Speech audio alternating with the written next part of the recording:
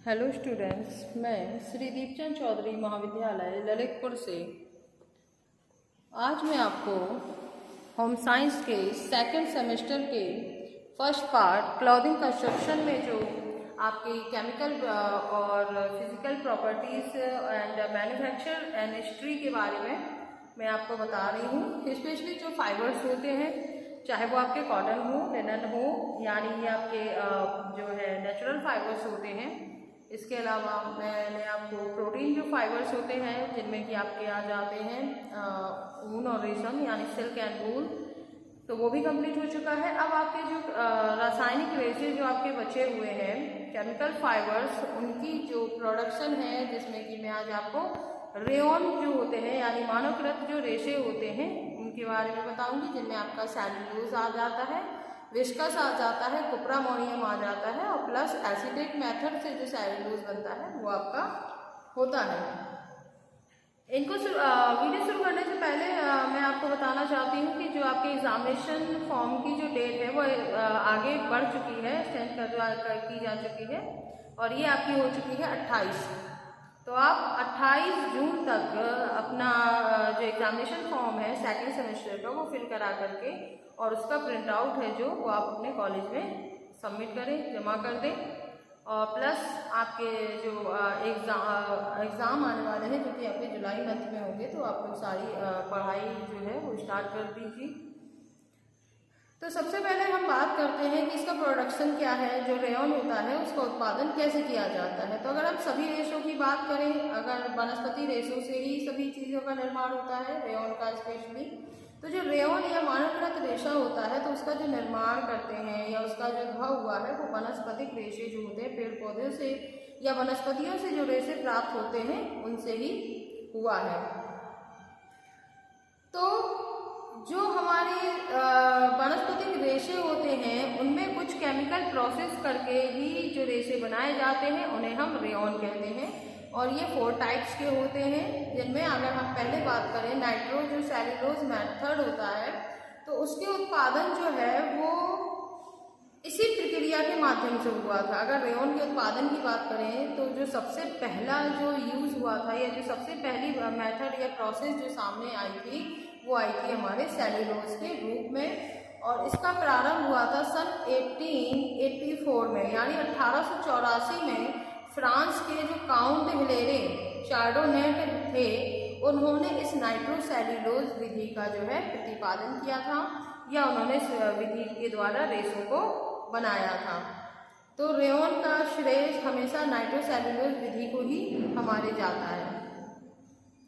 And then second हम बात करते हैं कि इस प्रक्रिया में होता क्या है। तो इस प्रक्रिया में जो रुई होती है यानी कॉटन, जिसको हम कपास बोलते हैं, उसको गंधक और जो शोरे का अम्ल होता है यानी सल्फ्यूरिक और नाइट्रिक जो एसिड होते हैं उनकी प्रक्रियाओं द्वारा नाइट्रोसेल्यूलोज रेशों में हम इसे परिवर्तित कर देते हैं। इससे जो प्रज्वलनशील जो पदार्थ बनता है उस पदार्थ को हम ईथर के साथ घोल देते हैं और इस घोल को छोटे छोटे छेदों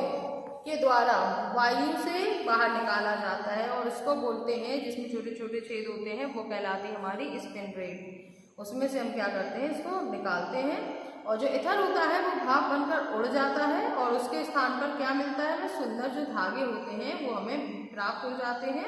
और इसे अज्वलनशील बनाने के लिए हम इसमें क्या करते हैं कि जो हाइड्रोसल्फाइड की जो प्रक्रिया है वो हम इस पर करते हैं। और आजकल जो अधिक व्ययशील होने के कारण इस विधि का प्रयोग जो है वो नहीं किया जाता है, क्योंकि ये जो इस विधि से जो रेशे बनते हैं वो काफ़ी महंगे होते हैं, जिसकी वजह से कपड़ा जो है वो काफ़ी महंगा हो जाता है।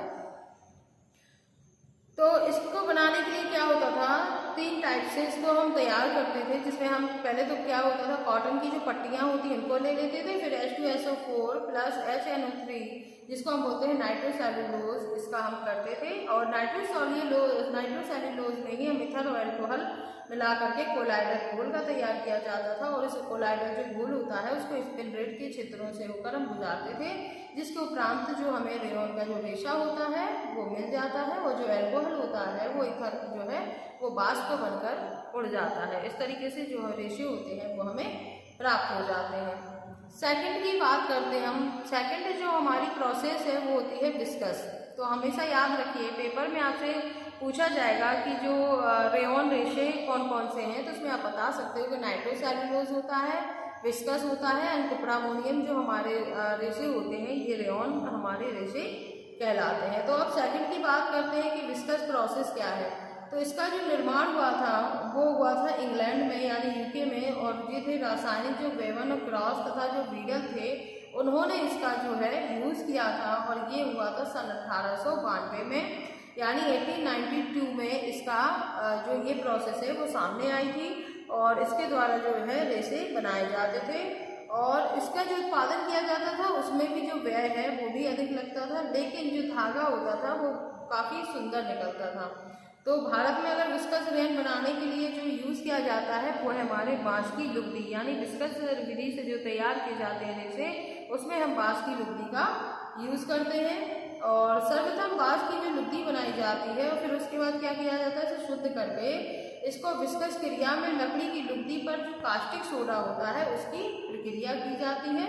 और जो जेंथर सेलुलोज बनाने के लिए इस लुगदी को कार्बन डाइसल्फाइड में मिश्रित किया जाता है या मिलाया जाता है, और कास्टिक सोडे के अशक्त घोल में घोल दिया जाता है। इससे लाल और नारंगी रंग का जो द्रव पदार्थ बन जाता है,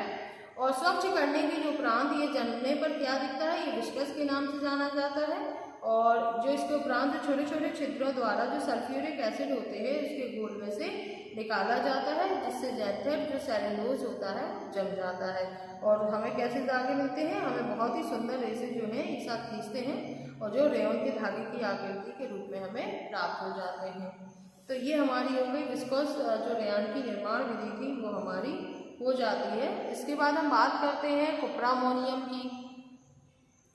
कि जो कुप्रामोनियम प्रोसेस से जो रेयॉन बनता है वो क्या है। तो यह जो प्रक्रिया थी ये सन कब सामने आई, ये सन आई 1897 में। तो इस बात का आपको ध्यान रखना है कि जो नाइट्रोसेल्यूलोज है वो सबसे पहले आई थी, तो 1884 हो गई। इसके बाद विस्कस प्रोसेस आई थी तो वो 1892 हो जाती है। कुप्रामोनियम जो प्रोसेस है वो 1897 हो जाती है। तो ये जो तीनों प्रोसेस है वो सन 1800 में ही हमारे सामने आते हैं। तो इसको ध्यान रखने का यही एक सरल तरीका होता है कि पहले आप नाइट्रोसेल्यूलोज, फिर विस्कस, फिर कुप्रामोनियम सीरियल वाइज आप याद करें, और तो आपको इनका जो सन है वो भी आपको आराम से याद हो जाएगा, क्योंकि 84, 92 और 97 में इनका जो निर्माण है वो सामने आया था। इसमें क्या होता था कि इसमें जो रुई की पट्टियाँ होती थी और लकड़ी की जो लुगदी है उसका यूज़ किया जाता है, और इससे पहले जो कास्टिक सोडा या जो सोडा ऐश होती है उसमें हम इसको उबालते हैं, और इसके उपरांत इसे जो क्लोरीन है उसमें ब्लीच करके हम इसे विरंजित करते हैं, और इसे धोकर सुखा दिया जाता है। फिर इनको क्या करते हैं कि जो कॉपर सल्फेट होता है और अमोनियम हाइड्रोक्साइड के घोल होता है उसमें घोल दिया जाता है, और द्रव पदार्थ को धागा बनाने के लिए, जमने के लिए जो है इसे छोड़ दिया जाता है, और फिर इस पदार्थ को छोटे छोटे छिद्रों द्वारा अम्लीय द्रव के घोल में डाला जाता है। तब वह क्या होता है, पुनर्निर्मित सेल्यूलोज के रेशे के रूप में जम जाता है, और इन रेशों को सुंदर रेशों का रूप देने के लिए हम इसे क्या करते हैं, तो इसे खींचा जाता है। तो इस चीज़ को आपको ध्यान रखना है कि कुप्रामोनियम जो रेयॉन की निर्माण विधि जो है वो ये है। इसके बाद अगर नेक्स्ट बात करते हैं जो हमारी बचती है सेल्यूलोज एसीटेट विधि। इस प्रक्रिया का जो है व्यापारिक स्तर पर जो विकास हुआ था वो हुआ था सन 1918 में। तो यानी जो सेल्यूलोज एसीटेट मेथड है यही सिर्फ सन 1918 का है। बाकी जितने भी आपके 3 मेथड हैं नाइट्रोसेल्यूलोज, विस्कस एंड कुप्रामोनियम, ये 1884, 1892 और 1897 हैं। इसके बाद जो यद्यपि इसका जो अनुसंधान है वो आधी शताब्दी पूर्वी भी जो है हमारे हो गया था, किंतु क्या हुआ कि जो एसीटेट रेयॉन होते हैं वो ऊपर वर्णित किए हुए 3 प्रकार के रेयॉन से थोड़ा सा अलग होता है, क्योंकि जिस पदार्थ से इसका रेशा बनता है या तो पुनर्निर्मित किया हुआ रेशा तंतु नहीं होता, बल्कि जो सेल्यूलोज एसिटिक जो अम्ल होता है और सेल्यूलोज एसिटिक का सम्मिश्रण जो है वो ये होता है। और इसमें क्या होता है कि लकड़ी की लुगदी या रुई की पट्टियों पर जो एसिटिक जो एनहाइड्राइड जो प्रक्रिया होती है उन्हें वांछित परिस्थितियों में ही हम करते हैं, और यह सेल्यूलोज एसीटेट में परिवर्तित हो जाता है। फिर इसे हम धोते हैं, सुखाते हैं, और इसके बाद इसे एसीटोन में हम घोल देते हैं, और इस घोल को छोटे छोटे छिद्रों के जो रूप में जो स्पिंडरेट होती है उसमें से निकाला जाता है, जहाँ पर इसे गर्म कमरे में रखकर भाप उड़ाकर ठोस रूप में लाया जाता है। ऊपर हमने जाना कि जो रेयॉन हम बनाने की 4 विधियां हैं, जिनमें नाइट्रोसेल्यूलोज है, विस्कस है, कुप्रामोनियम है, एसीटेट नाइट्रोसेल्यूलोज है। ये जो 4 प्रक्रियाएं हैं, इन्हीं विधियों से ही हम मूलतः जो है वो सब मिलती जुलती होती हैं और यही हमारे रेयॉन का जो है निर्माण है। प्रत्येक प्रक्रिया में अगर हम सेल्यूलोज पदार्थ को द्रव रूप में परिवर्तित करते हैं यानी घोलते हैं और इस घोल को हम स्पिंडलेट में से निकालते हैं, जिससे कि क्या होता है, रेशे हमें जो प्राप्त हो जाते हैं, जो भाप होती है बढ़ जाती है और जो ठोस पदार्थ के रूप में हमें रेशे जो है वो प्राप्त हो जाते हैं। और जो स्पिंडलेट होती है वो एक प्याले जैसी होती है, इस पर छोटे छोटे जो छेद होते हैं और ये वैसे तो बहुत ही जो महंगी धातु होती है प्लेटिनम, उससे ही बनाया जाता है और इन छिद्रों का जो व्यास होता है वो 0.002 से लगा के 0.00005 इंच तक का होता है और प्रत्येक क्षेत्र जो है वो एक सुंदर रेशे का निर्माण करता है। तो स्पिंडलेट्स का आपको ध्यान रखना है कि रेयॉन जो रेशा होता है वो हमेशा ही घोल के रूप में कर लिया जाता है। इसमें लकड़ी की लुगदी हो गई, बांस हो गई, बीज हो गई और प्लस इसमें हम कुछ रासायनिक पदार्थों को मिला देते हैं और उसके बाद स्पिंडलेट से इसमें से हम गुजारते हैं, जिससे कि हमें रेशे जो है वो ठंडे होने के पश्चात प्राप्त हो जाते हैं। तो आपका ये जो प्रोडक्शन है रेयॉन का वो आपका कंप्लीट हो चुका है। धन्यवाद।